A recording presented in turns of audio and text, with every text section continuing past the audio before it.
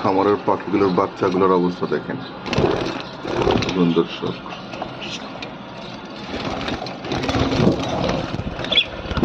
সবাই ওরা